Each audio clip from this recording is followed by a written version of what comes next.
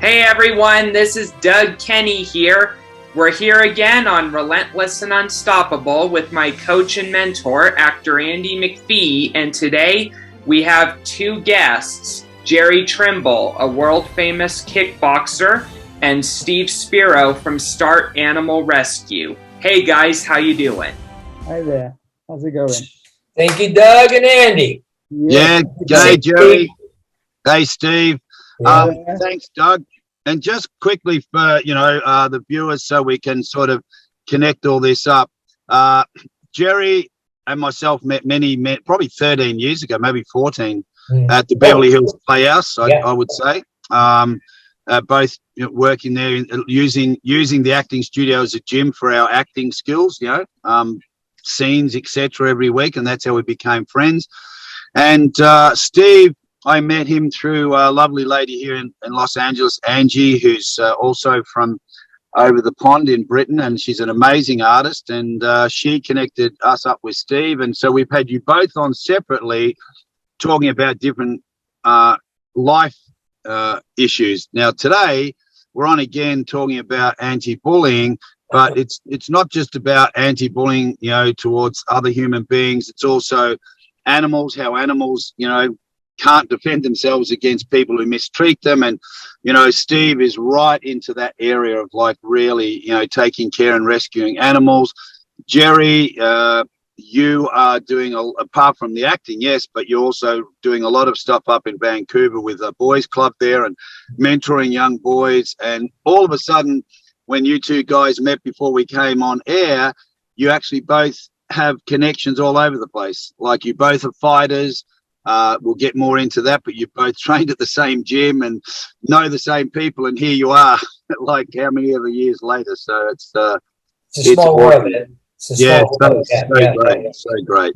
Look, I think what we'll start off with is getting let's go back to say we'll go Steve first, because we haven't talked about bullying with Steve. If you could just share with us, Steve, a little bit about what experience you had being bullied as, whatever age that was, as a young kid or a teenager.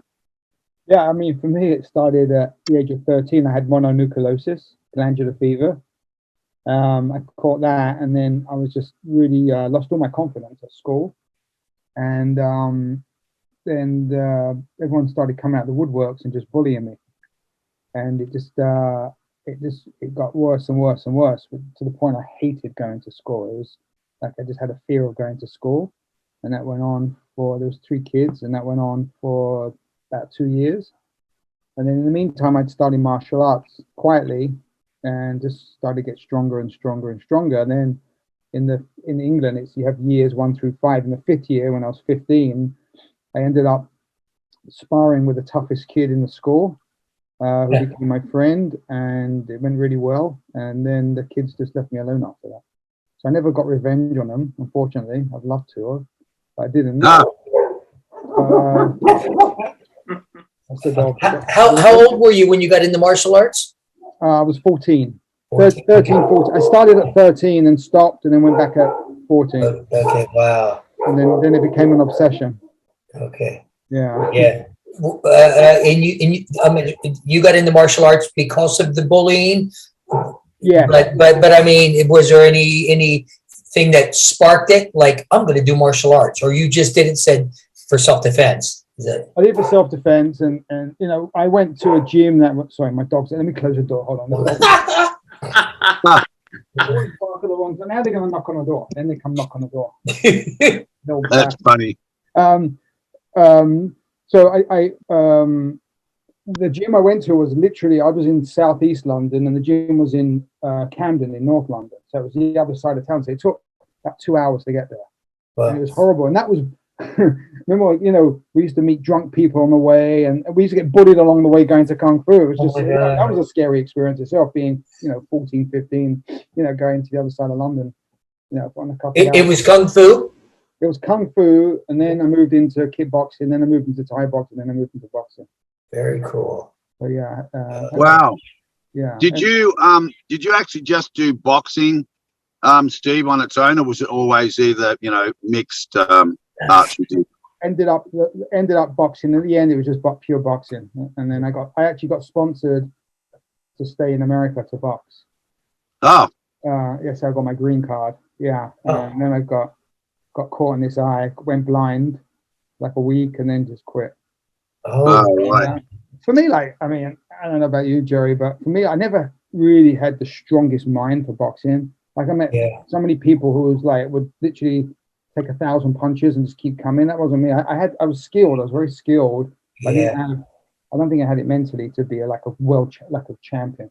You know? I'm sure you did, because you had. I know I heard things about you that you. I was. I just. It was a relentless thing of going. You know. It was crazy. But kung fu. There's different style. What style of kung fu was it? It was called Jeet. No, it wasn't Jeet. That was Bruce Lee. It was called what was it called? It was called Hap Kun Do.